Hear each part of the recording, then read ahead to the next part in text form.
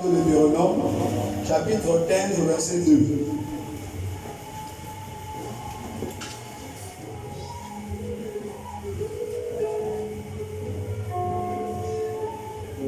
Allez, se le temps à tout le monde de se retrouver afin qu'ensemble nous puissions entrer dans les Écritures.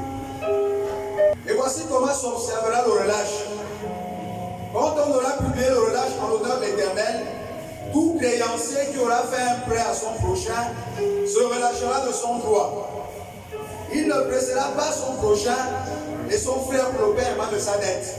Amen.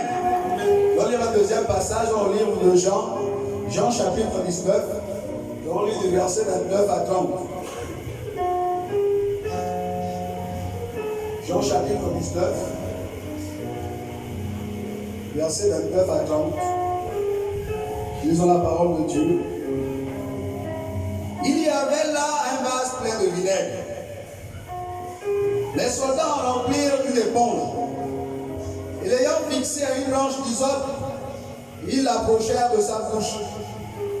Quand Jésus eut pris le vinaigre, il dit, tout est accompli.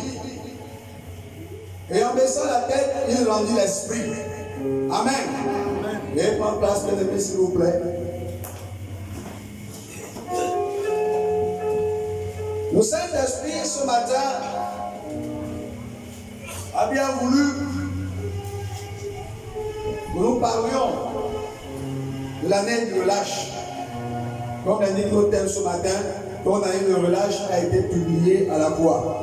Et nous avons eu deux textes. Le premier texte ici, sur le Deutéronome 15 et 2, nous relate une coutume qu'il y avait en Israël.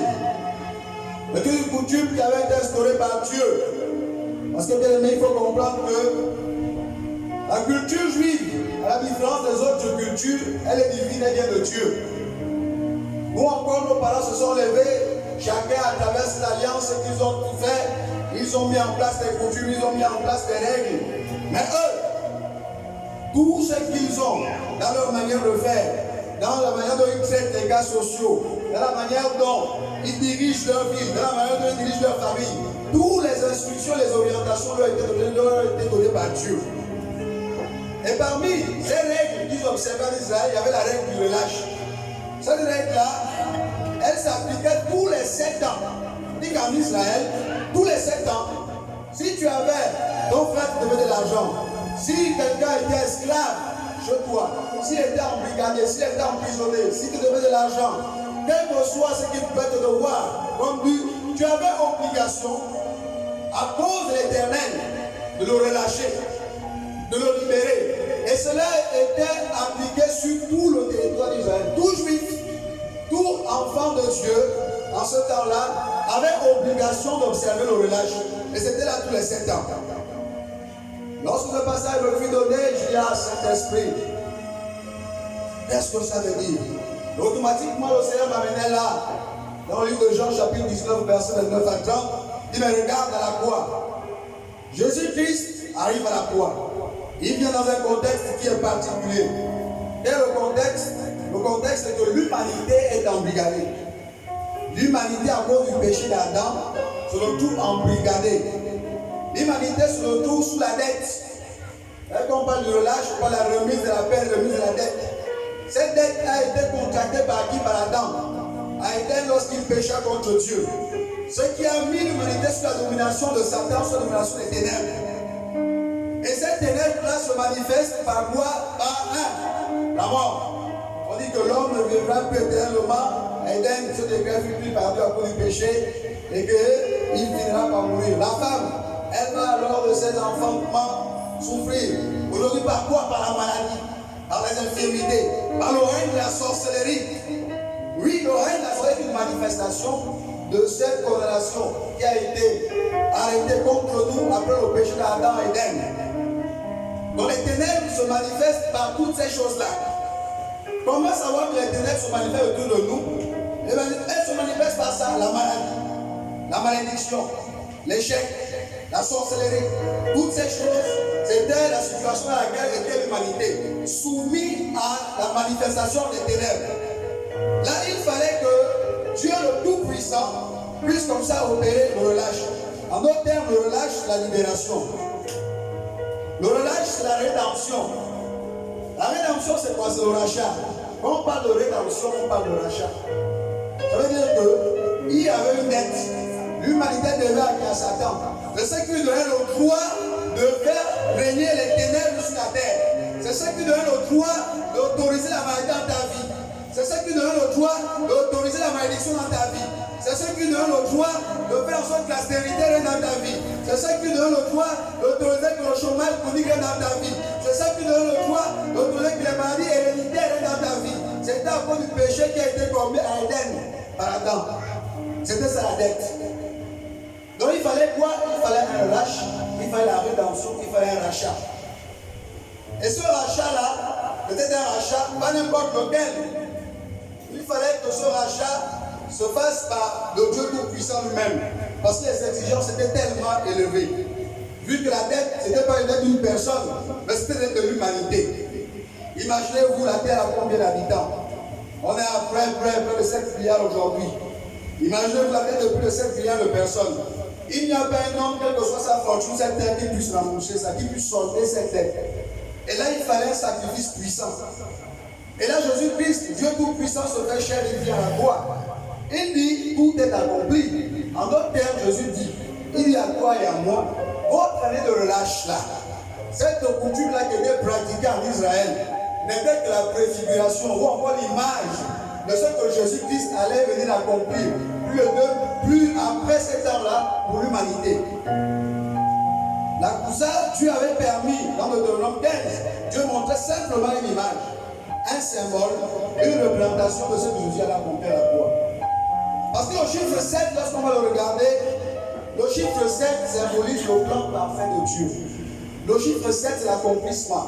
Le chiffre 7, c'est la miséricorde sans limite de Dieu. Le chiffre 7, c'est le chiffre de la perfection. Le fait que Dieu ait déclaré qu'il y ait 7 ans, tous les 7 ans que l'on devait s'effectuer, n'était pas le fruit du hasard. Parce que pour que l'humanité soit totalement libérée de sa dette, il fallait qu'un sacrifice parfait, un sacrifice parfait, un sacrifice sans tache, un sacrifice sans défaut soit fait pour que l'humanité soit libérée. C'est pourquoi on nous parle de 7 ans. Et lorsque nous regardons les Écritures, on se rend compte, j'essaie de fouiller, on dit que le chiffre 7 revient plus de 350 fois dans l'Ancien Testament. Ce n'est pas en vain, c'est pour manifester ici, exprimer la perfection de Dieu, le plan parfait de Dieu, la miséricorde sans limite de Dieu. Et dans le Nouveau Testament, 50 fois le chiffre 7 apparaît. Tout simplement pour dire que c'est un chiffre qui est particulier. Cela démontre au fait la perfection de Dieu. Parce que, bien aimé, en réalité, s'il n'y avait pas de relâche, si Jésus-Christ ne s'était pas sacrifié pour l'humanité, nous serions tous encore à présent sous la domination des ténèbres. Alléluia. Mais Jésus-Christ est venu accomplir le relâche. Il nous a rachetés. Il a accompli quoi? La rédemption. C'est quoi la rédemption? Il est très important de comprendre ces choses. Parce que on peut dire rédemption, on peut dire rachat. Si nous ne comprenons pas, bien aimé, le diable qui est épuisé continuera comme ça à garder l'église dans l'ignorance et à manipuler le corps de Christ. Et surtout en cette temps de la fin, surtout en cette fin d'année, où le royaume de ténèbres se lève et qu'il tente de s'aimer le doute dans la tête des enfants de Dieu. Lorsque nous lisons la parole de Dieu dans le livre d'Ésaïe 61, au verset 4, le prophète Ésaïe, poussé par l'Esprit de Dieu, va clairement nous expliquer la manifestation même de la rédemption. Comment la rédemption devait se manifester. Comment la rédemption, on peut savoir que ça, ce sont les signes de la rédemption dans la vie d'un homme. La rédemption, ce n'est pas un simple mot. Dieu n'est pas un parleur. Lorsque Dieu dit quelque chose, il accomplit. La parole de Dieu, elle se démontre, elle se prouve. Et le prophète d'Ésaïe, dans Ésaïe 61, au verset 1 à 4, nous dit clairement, annonce ce qui devait se passer après le sacrifice de Jésus sur la croix. Qui devait être pour nous l'Église, le signe même de la rédemption dans la vie des habitants de la terre, dans la vie des enfants de Dieu. Je vais lire ce que le prophète Ésaïe nous dit, nous expliquer effectivement qu'est-ce que le relâche, qu'est-ce que la libération, qu'est-ce que le rachat, qu'est-ce que la rédemption? Esaïe va dire dans Esaïe 61, verset 1 à 4, l'Esprit du Seigneur l'Éternel est sur moi, car il m'a oint pour porter la bonne nouvelle aux malheureux. Il m'a envoyé pour guérir ceux qui ont le cœur brisé, pour proclamer aux captifs la liberté et aux prisonniers la délivrance, pour publier une année de grâce à l'Éternel et un jour de vengeance de notre Dieu, pour consoler tous ceux qui sont affligés, pour accorder aux affligés de Sion, pour leur donner un diadème au lieu de la cendre, une huile de joie au lieu du deuil, un vêtement de louange au lieu d'un esprit abattu, afin qu'on les appelle les térébins de la justice, une plantation de l'Éternel pour servir à la gloire de Dieu. Ils le bâtiront sur l'ancienne ruine, ils relèveront d'antiques décombres, ils renouvelleront des villes ravagées et dévastées depuis longtemps. Amen. Le prophète Esaïe, ici, des années précédant le sacrifice de Jésus sur la croix, va nous dire de manière claire ce que le sacrifice de Jésus, les conséquences de le sacrifice de Jésus, la libération que Jésus a accomplie sur la croix, vont apporter au nom sur l'humanité, au nom sur ceux-là qui croient en l'œuvre accomplie de la croix. Il dit que voilà, Jésus est venu, pourquoi apporter la bonne nouvelle aux malheureux? Apporter la bonne nouvelle aux malheureux. Aujourd'hui, on regarde l'humanité aujourd'hui. Les familles sont dans le deuil. Les gens sont dans la tristesse. Les gens sont dans l'abattement. Les gens ont le visage triste. Les gens sont tout le temps dans les soucis.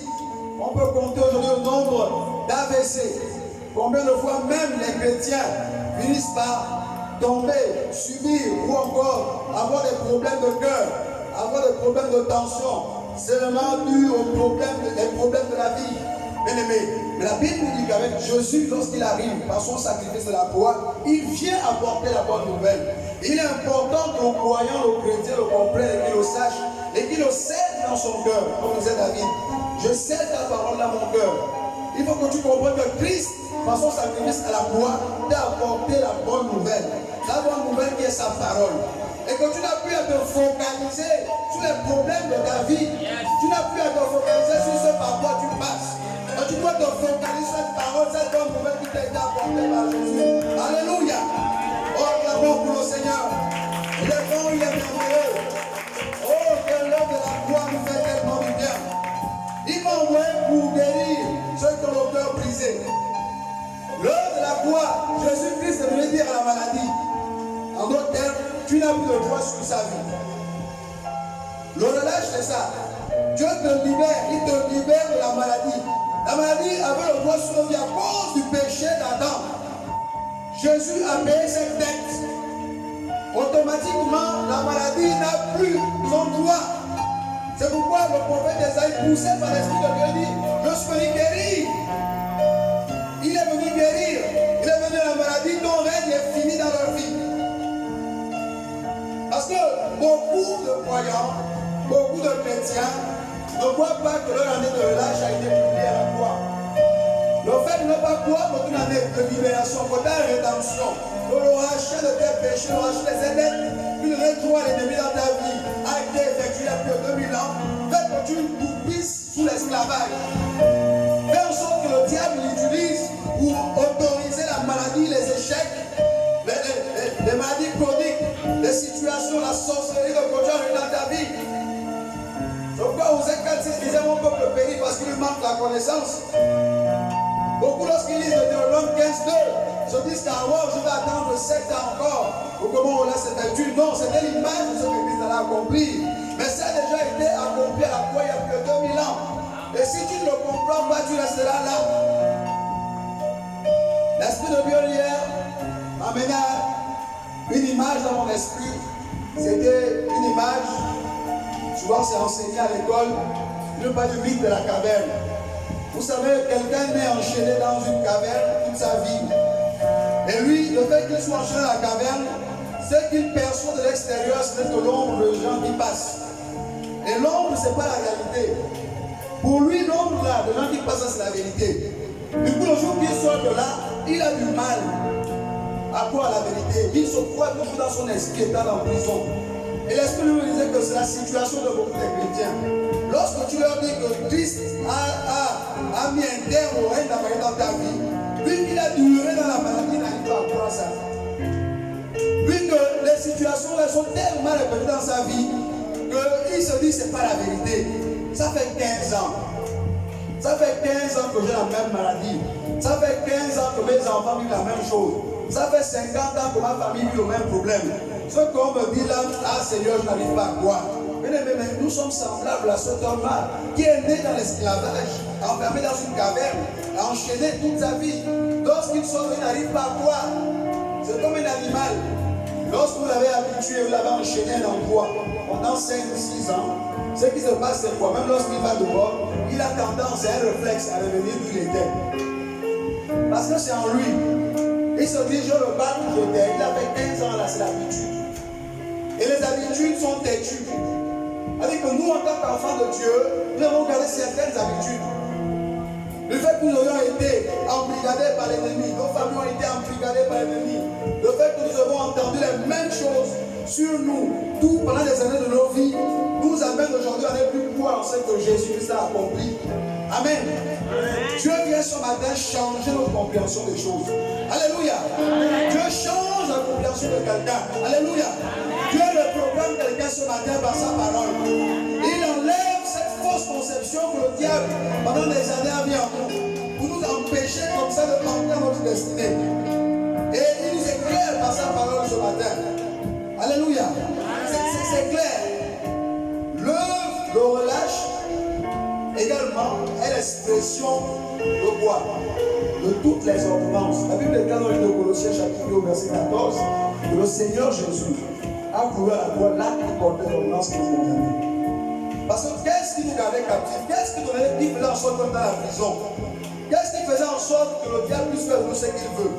Qu'est-ce qui faisait en sorte que ses souhaits s'accomplissaient? Mais ce sont ces ordonnances-là. Ces ordonnances qui étaient là.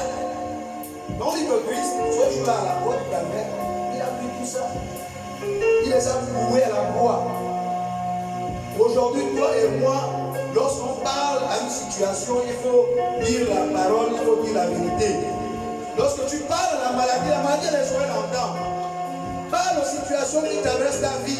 Tu es né de nouveau. Ton statut est différent d'un païen dans le monde. Amen. Parce qu'on relâche, ça ne s'applique pas sur tout le monde. La rédemption ici, les manifestations de la rédemption s'appliquent dans la vie de tous ceux qui ont accepté le Seigneur Jésus comme Seigneur et Sauveur dans leur vie. Amen. Ceux-là qui sont nés de nouveau. C'est important de le comprendre, bien aimé. Si ce matin dans cette salle, tu n'as pas encore accepté Jésus, moi je t'exhorte par les compassions de Dieu à l'accepter comme Seigneur et Sauveur. Sinon, le danger c'est quoi? C'est que le diable, ce que l'homme des ténèbres fera de ta vie. Et la vie de tes enfants, de ta famille, c'est qu'il veut. Les ténèbres régneront toujours. Parce que pour que tu jouisses de ce que Christ a accompli à la croix, il est important que tu l'acceptes comme Seigneur et Sauveur dans ta vie. Sinon, bien aimé, ce sera compliqué. Amen. Et l'Esprit de Dieu me dit que le relâche est tellement puissant. Pourquoi il est puissant? Parce que pour qu'il y ait relâche, il faut qu'il y ait déploiement d'une puissance. C'est pourquoi même le diable, lorsque ce temps a sonné à la croix, il ne pouvait rien faire. Parce que la dimension des puissances qui s'est abattue sur la terre, il n'y a aucune charge électrique qui soit comparable à elle. Ce que le royaume des ténèbres a subi le jour que Jésus est mort à la croix, c'était terrible. C'est une charge qu'ils n'ont pas compris. Ça a frappé tellement fort qu'aucun décret satanique ne pouvait plus régner. Lorsque le relâche se fait, lorsqu'une femme et un homme acceptent le Seigneur Jésus comme Seigneur et Sauveur et croient à l'œuvre accomplie à la croix en sa faveur, croient que Christ a pris ses maladies, comme le dit Ésaïe dans Ésaïe 53. Le Christ a pris ses infirmités, il a pris ses douleurs. Le Christ a pris ses malédictions. Sur le plan spirituel, ce qui se passe, il y a un déploiement de puissance qui se passe, qui vient briser les sceaux de l'enfer, qui vient briser les degrés sataniques et qui te rend libre. Amen. Amen. Et il est important de savoir et de le déclarer avec foi. Parce que bien aimé, lorsque tu acceptes le Seigneur, c'est une histoire de cœur personnel. L'Esprit de Dieu atteste à ton esprit que tu es fils de Dieu. Tu n'as pas besoin qu'un homme te l'atteste. Non, ce n'est pas une affaire de l'homme qui atteste à l'autre. C'est une affaire de confirmation par l'Esprit de Dieu qui est en toi. Toi-même tu sais, avec toi, c'est toi et Dieu. Personne ne sait. Tu Tu peux dire que tu l'es, tu peux mentir à un homme ou à une femme. Mais non, mais l'Esprit de Dieu même te l'atteste. Et lorsqu'il t'atteste, tu deviens éligible. Tu deviens éligible à la rédemption. Tu as le droit maintenant de revendiquer ton héritage, ce qui est à toi. Amen. Ça devient ton droit de naissance. La rédemption, les fruits de la rédemption qui sont la santé, qui sont la guérison, qui sont la protection divine, qui sont le salut, qui sont la sagesse divine, qui sont la faveur divine, devient ton droit de naissance. Mon fils, ce qui m'appartient, que je lui donne ou pas, si je quitte la terre, automatiquement il est mon héritier. Ça, ce n'est pas discutable. Parce qu'il devient ayant automatiquement. Et c'est la même chose avec les enfants de Dieu. Ces choses, quand nous acceptons le Seigneur Jésus, comme Seigneur Sauveur, et que nous croyons en ce qu'il a accompli à la croix, toutes ces choses, nous le donnons de manière naturelle, de manière normale. Satan ne peut pas nous empêcher d'obtenir ces choses. Ça devient notre droit de naissance. Parce que tu es né de nouveau. Tu nais d'en haut. Tu appartiens désormais au royaume de Dieu, au royaume céleste. Donc cet héritage-là, qui a été acquis pour nous à la croix par Jésus, revient de toi, de manière légale. Et c'est ça que Satan, dans ce temps de la fin, veut emmener les enfants de l'évactoire pour les garder prisonniers. Quelqu'un me disait, je discutais avec elle, voilà ce qu'on dit de moi, voilà ce que les hommes pensent de moi. Je lui disais, mais si tu viens encore, rester que voilà ce qu'on dit de moi, pense de moi, j'ai bien peur que tu sois toujours sous les ténèbres. J'ai bien peur que tu sois toujours en arrière, que tu sois toujours paralysé. Parce que ces choses vont créer toujours en toi des émotions négatives qui vont t'empêcher d'aller de l'avant. Tu dois croire ce que Dieu dit de toi. Et j'aime ce cantique qui dit, je suis ce que Dieu dit que je suis. Amen. Tu es ce que Dieu dit que tu es. Qu'est-ce que Dieu dit par rapport à ta vie? Dieu dit que tu, à la croix de ta vie, il t'a libéré. À la croix de ta vie, il a proclamé ta libération. Mais il t'a arraché de la puissance des ténèbres. Il t'a transporté en loin de son Fils Jésus. Les ténèbres n'ont pas le droit sur ta vie. Il faut le proclamer. Ça dit que tu dois marcher dans la domination. Nous sommes nés pour dominer. Nous sommes nés pour transporter la puissance de Dieu. La puissance de Dieu à cause de notre nouvelle naissance. À cause de notre naissance en Christ Jésus. Fait de nous des canaux par lesquels Dieu fait transiter sa puissance du royaume céleste pour l'appliquer sur la terre. Si nous ne comprenons pas ça, bien aimé, ce sera compliqué pour nous. Nous allons plutôt vivre comme toujours des gens qui sont en train de fuir. Aujourd'hui, on voit l'église. L'église, aujourd'hui, a tendance à plus élever les œuvres de diable que d'élever la puissance de Dieu. Oh, les sorciers nous poursuivent, oh, les gens sont derrière nous, oh, la maladie, oh, ceci, cela, je suis malade, j'ai des problèmes, j'ai ceci, mais à chaque fois que nous le faisons, à chaque fois que nous allons de lieu en lieu, parler de la maladie, dire que nous sommes souffrants, dire qu'on est malheureux, dire que rien ne marche, on est en train de faire la louange du royaume des ténèbres. Ce que le Seigneur veut que nous fassions, c'est que nous élevons Jésus. Parle des bienfaits de Dieu. Parle des victoires qu'il a remportées. Si tu n'as encore rien vu, parle de ce qu'il a fait à la parole de Dieu.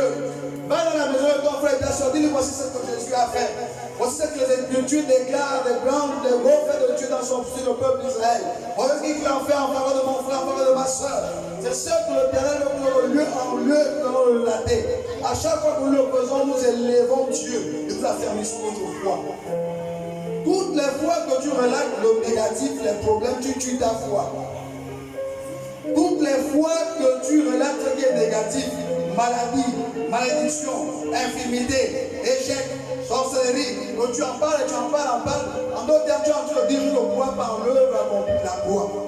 En d'autres termes, tu dis, mon année de relâche n'a jamais été publiée. Je suis toujours en prison. Amen. C'est ce que tu es en train de dire en réalité. Pourtant, Isaïe dit qu'ils rebâtiront des villes en ruine. Ça veut dire que même si ta vie était ruinée, avant que tu n'acceptes Jésus-Christ, même si ta vie était ruinée, même si les gens de l'humanité disaient que toi, on n'a rien à espérer de toi, même si tu as vécu une vie de prostitution par le passé, même si tu as vécu la vie la plus sale, même si tu as été tueur, assassin, même si tu as été voleur, je ne sais pas trop, même si par le passé tu étais un fossoyeur, C'est ça que la Bible appelle ici une ville ruinée. La ville, ce n'est pas la ville physique. La ville, c'est l'homme. La ville, c'est le croyant. La ville, c'est toi qui dis que si la ville est ruinée, ils rebâtiront la ville ruinée. Qui rebâtira? Qui va rebâtir le peuple de qui? Nous. Et que toi et moi avons reçu le mandat de rebâtir la vie des personnes qui étaient ruinées. Il y a des personnes qui n'avaient plus d'espoir. Il y avait des personnes que le monde avait rejetées. Il y avait des personnes qui, lorsqu'ils se regardaient eux-mêmes, ils se voyaient comme des pourritures. La Bible déclare qu'il a donné le mandat, nous a donné le mandat, nous chrétiens, de rebâtir leur vie. Par quoi? Par la proclamation de la parole de Dieu. Alléluia. Acclame pour le Seigneur. Tu es un bâtisseur. Viens ta soeur, tu es un bâtisseur. Dis, tu es un bâtisseur. Tu es un bâtisseur. Dieu dit que tu es un bâtisseur. Il dit, ils rebâtiront. Qui?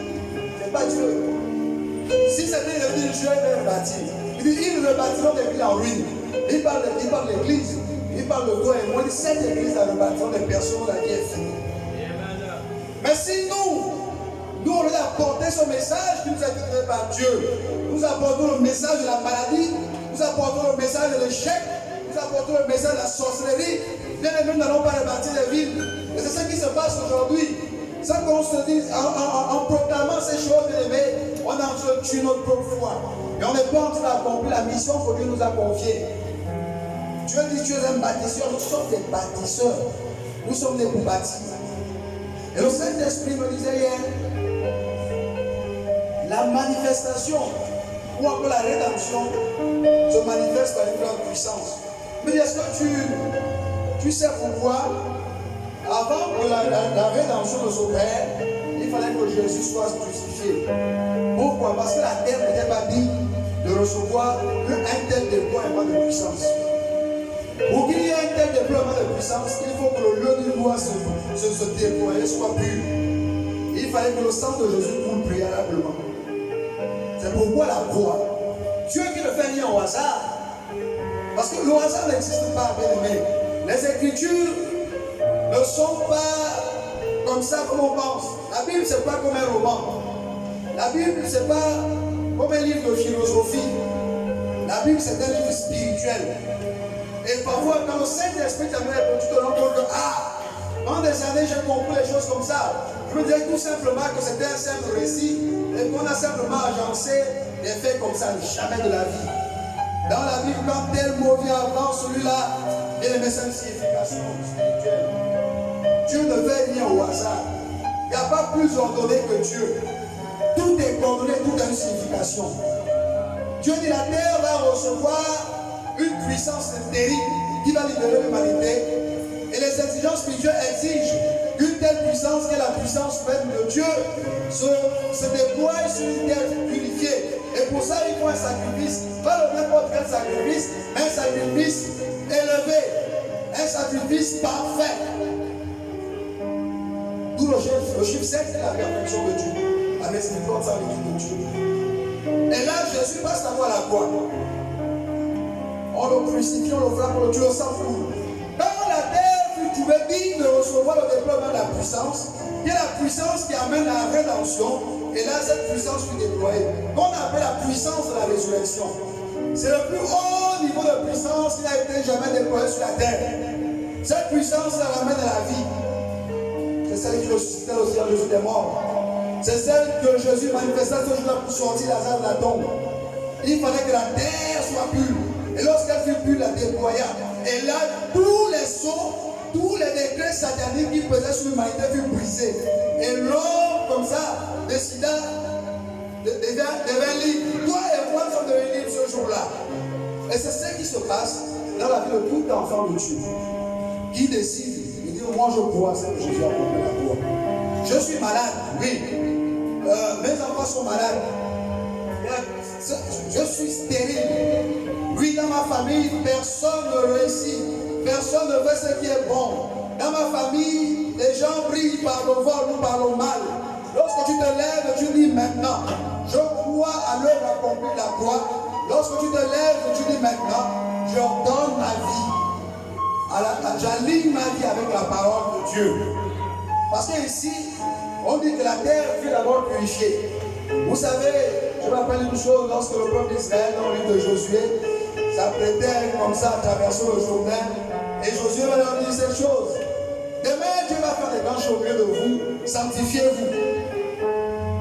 Vous voyez, Dieu devait déployer une puissance, sa puissance, afin de séparer les eaux du Jourdain en deux. Et il va dire, afin que cela se produise, que le peuple d'abord quoi, que ceux qui devaient porter l'arche se sanctifient. Bien, mais ce n'est pas le hasard. Ce sont ici les principes qui sont spirituels. Un homme, une femme qui veut voir la puissance de Dieu se manifester de manière puissante dans sa vie, doit ordonner, ranger sa vie à la lumière des Écritures. Parce que Dieu lui-même, vous allez regarder, le soir avec Josué, le soir avec Moïse, le soir avec tout ce que vous voulez, Dieu leur a toujours dit, je veux faire ceci, voilà. Je veux faire ceci, voici, consacrez-vous. Je veux faire ceci, mettez-vous à part. Parce que la puissance de Dieu a des exigences. La puissance de Dieu a des exigences.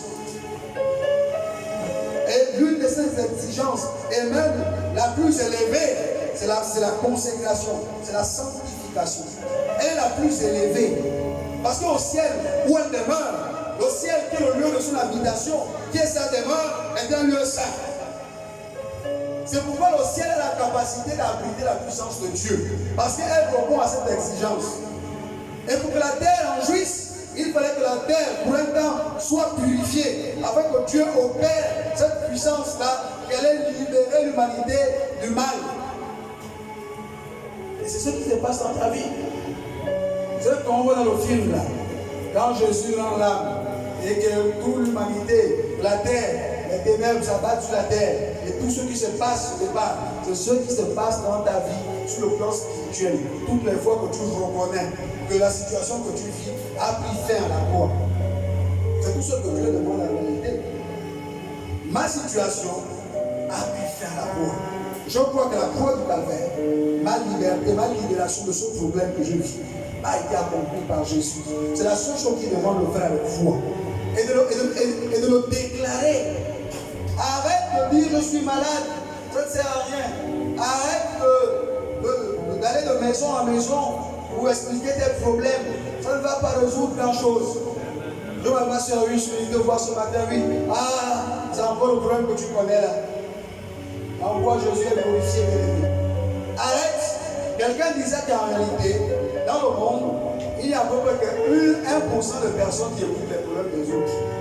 Ils ont fait une étude. Une étude. Il dit qu'en réalité, quand tu vas voir quelqu'un, tu expliques tes problèmes. En réalité, il y a 1% de personnes qui écoutent. Tu vois que lui, il a ses problèmes.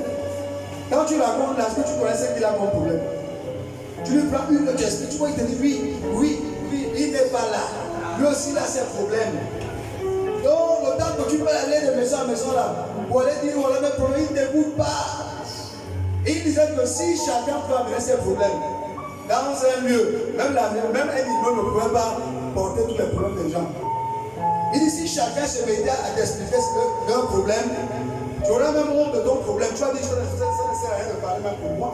On lui venait parler de la maladie, elle me parle de toute sa famille a été tuée dans la sorcellerie. Mais toi, tu vas me parler du palu, par exemple. Tu vois que quand elle va te dire ça, tu vas te dire, ah bon, ça va. Ça ne sert à rien de venir me relater mon problème, je parle. Bien aimé, tout ça ne sert à rien, les gens n'écoutent pas. Ils n'ont pas non, ça ne sert à rien. Être mieux, ça veut aller expliquer tes problèmes. Non, ce n'est pas ça la foi. La foi, ce n'est pas aller expliquer le problème. La foi, c'est aller dire ce que Jésus a fait pour toi, la foi. C'est la foi, de manière simple. Je crois que Jésus m'a guéri, je le crois.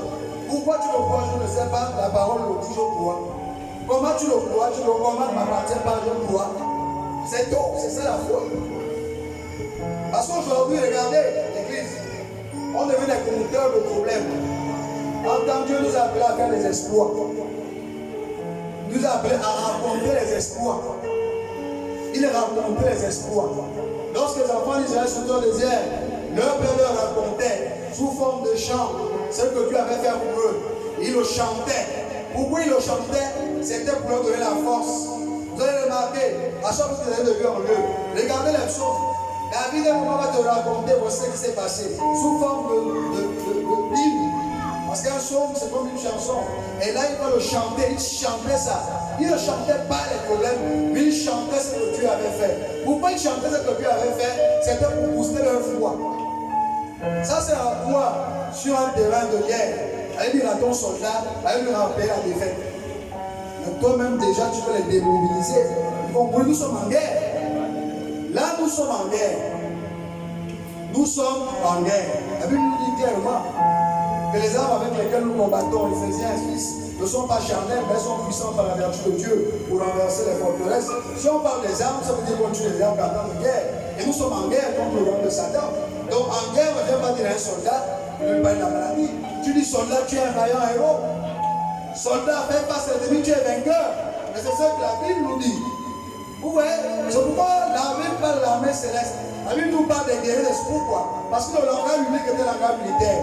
Dieu sait que nous sommes des militaires. C'est pourquoi ce qu'il met dans sa parole, c'est pour nous mobiliser sur le combat. Il dit tu es plus que vainqueur.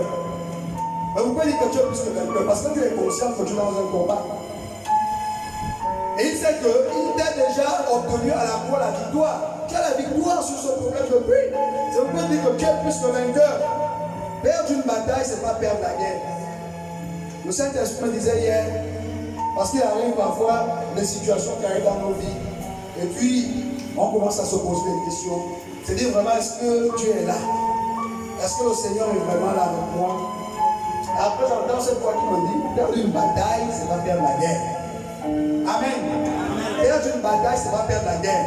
Est-ce que vous savez que, en ce qui concerne les techniques, les tactiques de guerre, il peut arriver qu'un camp puisse, de manière expressement, accepter de perdre une bataille de manière stratégique pour mieux avoir l'ennemi. Amen. Le plus grand tacticien, c'est Dieu. Amen. Le guerrier des guerriers, c'est Dieu. Dieu peut permettre quelque chose dans ta vie.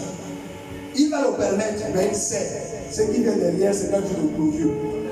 Alléluia. Donc on l'appelle l'Éternel des armées. Il va permettre qu'il y ait cette maladie-là. Il permet. Et Satan se réjouit. Satan dit, oh, ah voilà. Là je l'ai eu. Et c'est comme ça qu'il s'est réjoui quand Jésus fut amené à la croix. Parce qu'il n'avait rien compris que Dieu est le plus grand tacticien. Jésus va à la croix, ils sont en train de se réjouir. Il dit, waouh, il va mourir. Et finalement, ce qu'il est venu accomplir ne va pas se passer. Il n'avait rien compris parce que Dieu reste Dieu. Et Dieu est le stratège des stratèges. Il n'y a pas plus grand stratège que Dieu. C'est pourquoi fais-lui seulement confiance. Parce que ce n'est pas tout qui va te révéler. La seule chose qui te dit, c'est que tu as la victoire. Mais comment tu vas avoir cette victoire, c'est lui-même qui sait. C'est pourquoi le combat ne t'appartient pas. Jésus arrive à la croix, le royaume des ténèbres se réjouit, ils disent là il est mort. Il n'avait rien compris. Il y a quelque chose que Dieu avait voilé. Il ne comprenait pas que cette mort-là allait être comme ça, c'est qu'elle allait ouvrir les portes de la libération à toute l'humanité. Et c'est la même chose que Dieu fait. Cette bataille que Dieu a perdue n'est pas la fin du combat. Aujourd'hui, peut-être que c'est la santé, c'est la maladie qui est là, mais sache que tu es guéri par les vertus de Jésus. Et que le Seigneur permet que pour le moment tu sois affaibli ou que pour le moment tu sois atteint. Ça c'est pour un temps, mais c'est pour un but bien précis. Mais ce qu'il te prépare, bien aimé, est grand. Ce problème-là, bien aimé, rends grâce à Dieu. Apprenons à rendre grâce à Dieu. Dis Seigneur, voici ce qui est arrivé. Je te rends grâce car il est écrit tout concours au bien de ceux qui aiment Dieu. Parce que c'est que tout ce que tu fais a un but. Tout ce que tu fais, bien aimé, Seigneur, je te fais confiance. Je sais que si tu as permis cela, c'est pour un but. Parce que tout ce que tu fais dans la vie concourt toujours à notre bien. Si tu as permis que cette maladie ou il frappe ma maison, Seigneur, je sais que derrière, il y a quelque chose de grand qui arrive. Mais lorsque tu fais ça, tu désarmes le diable. Lorsque tu le fais, tu désarmes le diable. Vous savez ce que vous allez dire, à chaque fois que tu vois une situation auquel tu ne t'attendais pas malheureuse, fais la louange. Commence à danser. Même si ton voisin est volant, il faut que ton voisin te voie comment tu danses. Il faut que ton voisin voie comment tu danses, tu mets la louange. Parce que là, ça affaiblit le royaume des ténèbres. Parce qu'il s'attend à quoi? Il veut que lorsqu'une situation arrive, nous serons la tristesse. Nous serons la bataille. Parce que je ne travaille pas, je dois être malheureuse. Tu es là. Tu te regarde, tu marches la tête courbée. Parce que je suis malade, il veut que tu sois comme ça. Mais il faut qu'ils soient dans la confusion. Et la meilleure manière de rendre le diable confus, c'est de louer Dieu lorsque les situations, lorsque les affaires marchent mal, loue le Seigneur. Lorsque l'église se dit, loue Dieu, prie même plus qu'avant. Acclame le Seigneur. Après la nourriture à la maison, acclame le Seigneur. L'année dernière, on commencer l'école, chaque Seigneur va te bénir. Donc on rend grâce, Jésus, parce que tu es bon. Et je sais que tu ne peux pas qu'un jour de plan pour moi. Mais tu désarmes au monde des ténèbres. Là, ils sont complètement au désarroi. Mais comment ça? Donc, ce qu'on a voulu faire là, ça n'a pas porté du fruit. Mais moi, ils ne peuvent pas comprendre. Parce que ça, c'est quelqu'un qui a compris. C'est quelqu'un qui a saisi ce que Jésus a fait à la croix. Quelqu'un qui a compris que sa libération a été publiée de lui. Et qu'il ne peut plus un esclave. Un homme libéré a un langage d'homme libéré. Un esclave a un langage d'esclave. Alléluia. Quand tu es esclave, tu parles comme un esclave. Tous les esclaves là, ils avaient un langage d'esclave. Le langage d'esclave, c'est dire quoi? Je suis malade. Parce que nous étions esclaves de la maladie. Je suis infirme parce qu'on était dans l'infirmité. Je suis maudit parce que nous étions sous la malédiction. Mais Christ a pris notre malédiction, nos infirmités, nos maladies. Donc je ne peux plus parler ce langage-là. Je t'interdis de parler comme ça au nom de Jésus. Amen. Tu as interdiction de parler comme ça. Parce que tu n'es pas un esclave. Tu as été libéré par Jésus-Christ de la croix. Ton langage doit changer. Un homme de Dieu, le homme bien pouvait s'écrire, mais il disait, mais qui lui a appris à parler comme ça? Il dit quand il écoute les chrétiens, il se fâche. Il dit, il reçoit un chrétien qui vient chez lui, il parle des maladies. Il dit, mais oh, Seigneur, qui leur a appris à parler comme ça? Ça, c'est pas notre langage. Ça, c'est pas le langage des fils du royaume. Il n'y a pas de malade au ciel. La maladie n'existe pas au ciel. Nous transportons le royaume céleste sur la terre. C'est pourquoi nous avons un langage des fils de Dieu. Il dit, ça, c'est pas ton langage. C'est pourquoi la parole de Dieu a été laissée pour nous reformer, pour nous reprogrammer, pour changer notre pensée, pour enlever ces pensées-là, ces idées que nous avons héritées de notre milieu, de la terre, de nos parents, de nos familles, des autres. Il enlève ça, il prend la parole de Dieu, il plante ça dans notre esprit. C'est pourquoi la parole est là. C'est pourquoi l'Église a besoin de cette parole. Si elle n'a pas cette parole, mais elle ne peut pas marcher à la dimension céleste. Elle ne peut pas opérer, elle ne peut pas évoluer à la dimension de Dieu sur la terre. Elle ne peut pas être le canal par lequel Dieu a prévu de déployer sa puissance. Parce que c'est par nous que Dieu a prévu de déployer sa puissance sur la terre. Tu es ambassadeur, je suis ambassadeur, je suis ambassadeur. C'est pas d'aujourd'hui, hein. C'est pas depuis plus de 2000 ans. Donc si jusqu'à présent, tu transportais ces choses, c'est parce que tu n'étais pas conscient de ça. C'est notre ignorance. C'est pas Jésus. Il dit tout est accompli. Lui dit j'ai fini mon contrat. La seule chose qu'il reste de comprendre, c'est de saisir cela. Et de changer leur langage. Il change son langage et les actions que tu poses doivent comme ça confirmer que réellement cette vérité s'est assise dans ton esprit. La première chose, le langage qui change. Tant que le langage ne change pas, il y a un problème. Parce qu'en réalité, tu n'as dit de ce que tu parles dans le bois. Job disait ce que je crains et ce qui m'arrive. Là c'est Job.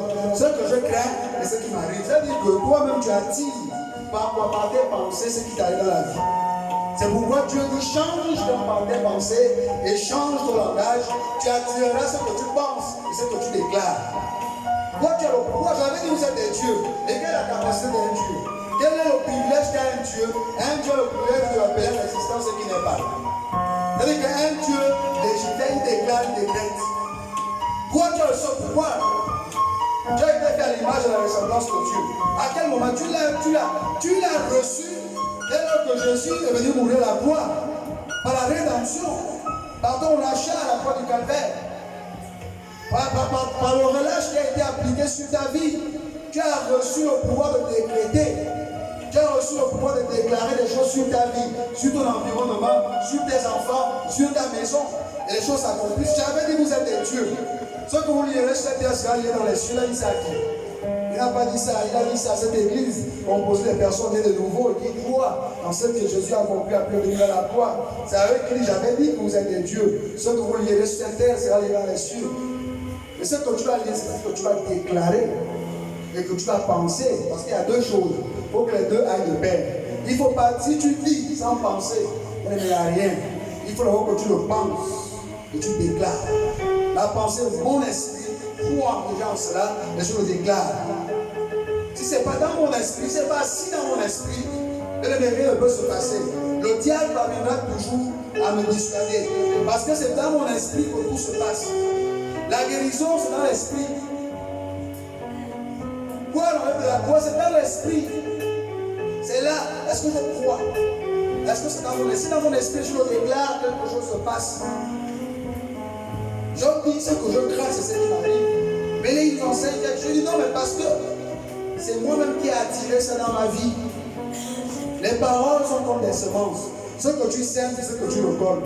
Qu'est-ce que tu sèmes? Est-ce que tu sèmes la croix? Est-ce que tu sèmes le droit de rédemption? Est-ce que tu sèmes la guérison? Est-ce que tu sèmes ou tu sèmes la maladie?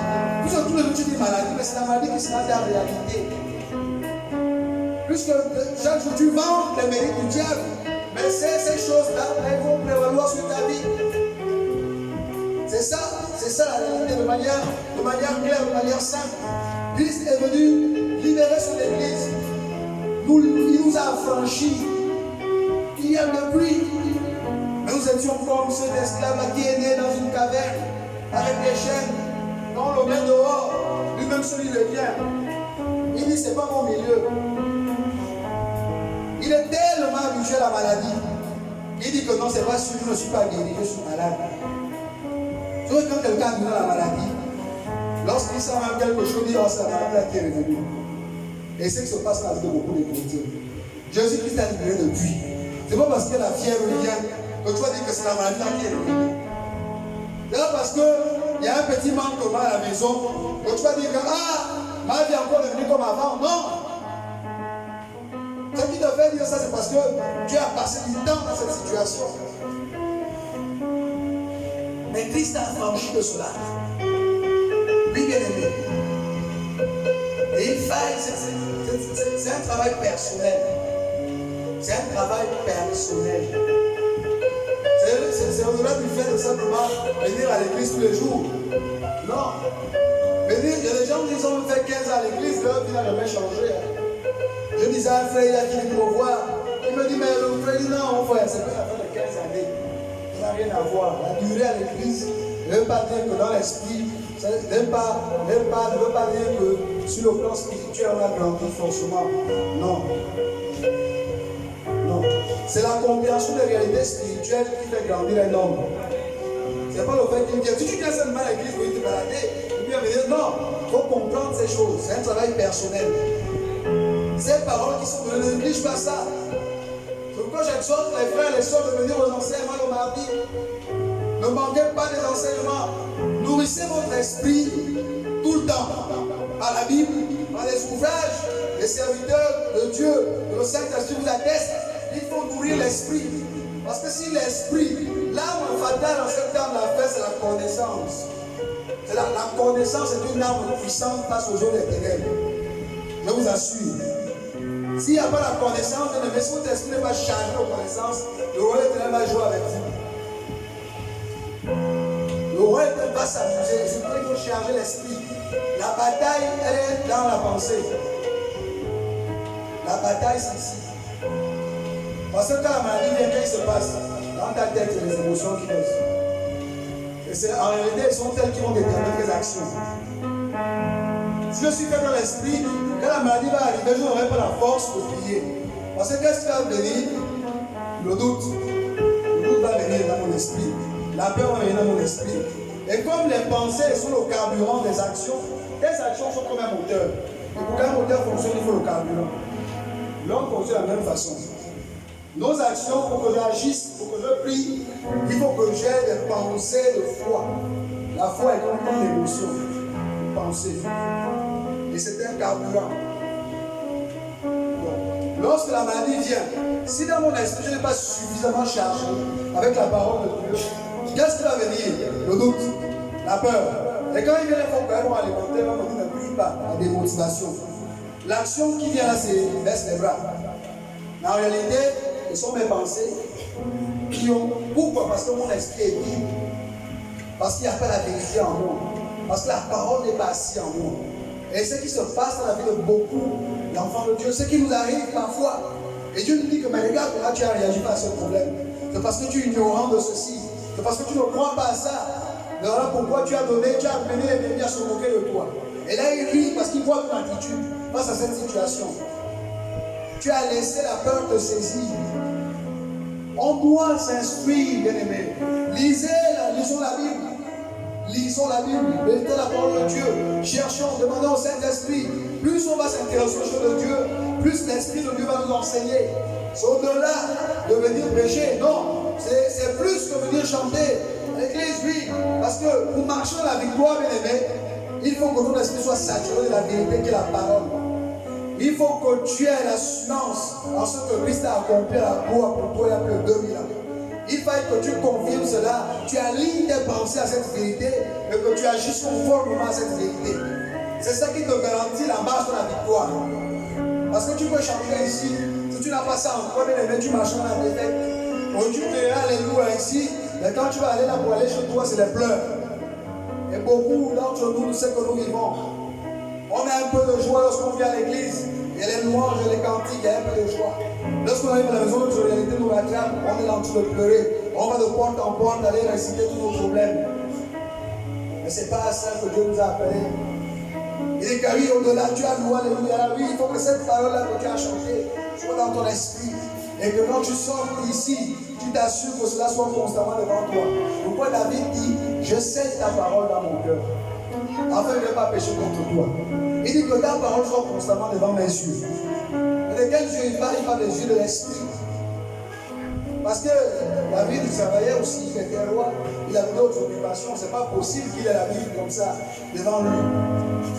Personne ici ne peut marcher ayant la Bible devant ses yeux. Il ouvre, il va aller heurter les voitures et tout ça. Mais il lisait ici les yeux de son esprit. Il dit cette parole-là, cette vérité. Quand tu es conscient de ta libération, tu es content que tu as été affranchi. Il dit que c'est ça qui doit être devant les yeux de ton esprit. Quand tu marches devant toi, c'est ça qui est ta réalité spirituelle. C'est devant tes yeux. Tu sais, quand quelqu'un est focalisé sur une image ou sur quelque chose, en fait, vous pouvez faire le tour de lui, n'est pas là. C'est la même chose pour un enfant de Dieu qui est focalisé sur la croix. Lorsque ses yeux sont fixés sur ce qui a été approuvé la croix dans son esprit, tout ce que le diable fait autour de lui ne voit pas ça. C'est pourquoi il ne peut pas réagir de manière. Comment il va trembler? Si quelqu'un te pointe le fusil, que tu n'es pas conscient qu'il t'a pointé le fusil, tu ne trembleras pas. Ce qui te fait trembler, c'est parce que tu t'es retourné et tu as vu qu'il y a un fusil pointé sur ta face. C'est la même chose avec nous. Nous tremblons, nous paniquons parce que nous sommes conscients de la réalité de Satan. Nous sommes plus conscients de la réalité des ténèbres que d'être conscients de l'œuvre accomplie de la croix. C'est ce qui fait que nous valorisons plus dans nos vies. Et nous réagissons, nous laissons cela dicter nos attitudes et nos comportements. C'est pourquoi le serpent des reins fut levé dans le désert. Il leva le serpent des reins, il dit fixez-le. Pourquoi? Mais pour beaucoup de vous regardez plus les morsures qui nous ont été faites au pied. Je ne fixe pas mes yeux sur la morsure du serpent, mais je fixe mes yeux sur le serpent des reins qui était la représentation de Jésus. Et pendant que je fixe la croix, la guérison vient automatiquement sur ma vie. Pendant que je fixe la croix, ce que la croix apporte à ma vie m'est transféré automatiquement. Si je suis malade, lorsque je vais regarder ma maladie et que je regarde ce que Christ a accompli à la croix, je reçois cette guérison. Si ma vie, on m'a maudit depuis que je suis petit, ou que je sors d'une famille maudite, le fait que je suis né de nouveau, né de Dieu, et que je crois en cette réalité, et que je fixe mes regards sur la croix, et non plus sur ces paroles-là qui m'ont été relatées, ressassées depuis des années, la bénédiction de Dieu transfère dans ma vie. C'est pourquoi on peut voir dans une famille, lorsque tu acceptes le Seigneur Jésus, des frères ou bien là autour de toi vivent cette situation que tu ne vis pas. Pour tout le monde, même ça, mais comment ça se passe? Tel que le travail que tu travailles. Eux ne connaissent jamais, toi on t'élève chaque jour. Pourquoi? Mais c'est parce que tu es né de Dieu. Et que toi tu fixes tes regards sur la croix. Eux ils continuent à dire, nos grands-pères nous l'avaient maudit. Toi tu dis, Christ m'a béni de toutes les bénédictions célestes en Jésus-Christ. C'est ce qui fait la différence entre vous deux. Amen. Toi tu ne crois plus, tu dis non. Et ça se passe dans ta vie. Tu arrives, on te bénit. C'est pourquoi dans une famille, deux personnes, même père, même mère, même sang, de même ventre, mais les deux n'ont pas la même vie. Ils vivent même sur le même terrain. Pourtant le terrain est maudit. Pourquoi toi tu es béni? Pourquoi toi tes choses marchent? Pourquoi toi ça change? Et les c'est la compréhension de cette réalité. Donc ce n'est pas une question de venir simplement à l'église. Donc j'exhorte le peuple de Dieu, chacun d'entre nous ce matin, à nous faire violence. À nous faire violence. Parce que l'église évolue pas au niveau que Dieu nous évoluons. À cause de la méconnaissance de ces réalités. Christ a publié ton relâche. Christ, à la croix du Calvaire, il y a plus de 2000 ans, a réglé, a fait sa part. Mais c'est à l'église aujourd'hui de fixer ses regards sur la croix, sur Jésus. Comme ce jour-là, Moïse a demandé aux enfants d'Israël, fixez les yeux sur le serpent des reins. Aujourd'hui, tous ceux qui avaient été mordus avaient été automatiquement libérés par le Seigneur parce qu'ils étaient fixés sur la croix. Le serpent, c'était l'œuvre de la croix. La croix est puissante, la croix est réelle. La croix se manifeste dans la vie de tous ceux qui croient en elle. Arrêtons de valoriser le diable. Arrêtons de chanter les louanges du diable. Arrêtons de l'élever. Commençons à élever Jésus. Si tu n'as rien à dire, commence à lire la Bible. Raconte ce qu'il a fait dans la vie des autres. Raconte les bienfaits de Dieu dans la vie de ton frère. Souviens-toi de ce qu'il a fait pour toi dans le passé. Ce qui faisait la force d'Israël dans le désert et dans les situations par lesquelles il traversait, c'est parce que lorsqu'il était ferme, il chantait les exploits que Dieu avait fait dans la vie de leur père. Cela leur permettait toujours d'être édits et de se dire, c'est vrai que c'est dur pour le moment, mais nous allons avancer. Parce que le Dieu est fidèle. Et tu vois, ça n'a pas été écrit dans la Bible en vain. Ça a été écrit pour nous. Nous dire qu'à chaque fois que tu traverses des situations difficiles, à chaque fois que tu es malade, à chaque fois que quelque chose qui est dans ta famille, à chaque fois que tu fais face à des échecs, souviens-toi de l'œuvre de la croix. Souviens-toi que Jésus t'a libéré à la croix du Calvaire. Souviens-toi que Jésus a pris ta maladie à la croix. Souviens-toi que Jésus a pris tes malédictions, tes infirmités. Et déclare-le avec foi. En fous-toi, même si tu ne vois pas les choses bouger autour, continue à le déclarer. Ça finira par devenir une réalité. Amen. Acclamons pour le Seigneur. On va se lever, on va prier. Tu vas dire à Dieu ce matin, Seigneur, change ma manière de voir. Tu vas dire à Dieu ce matin, Seigneur,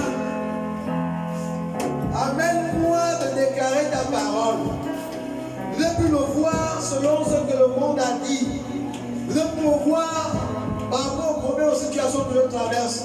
Mais de plutôt déclarer la vérité qui est ta parole. Tu vas dire ça au Seigneur ce soir. Élève ta voix et commence à le dire avec foi. Éternel, je veux voir, Seigneur. Longtemps, l'ennemi nous a gardés captifs. En nous amenant, Père, à élever les situations qui nous environnaient. Au détriment, Seigneur, Père, de la vérité qui est ta parole. Au détriment, Seigneur, de l'œuvre accomplie de la croix, Jésus. Nous voulons ce matin, Seigneur Jésus, Père, que tu viennes changer. Que tu changes, Seigneur, votre perspective, votre manière de voir les choses, votre manière de concevoir les choses. Amène-nous, Seigneur Jésus, Père, à déclarer ta parole, Papa, qui est la réalité, Seigneur.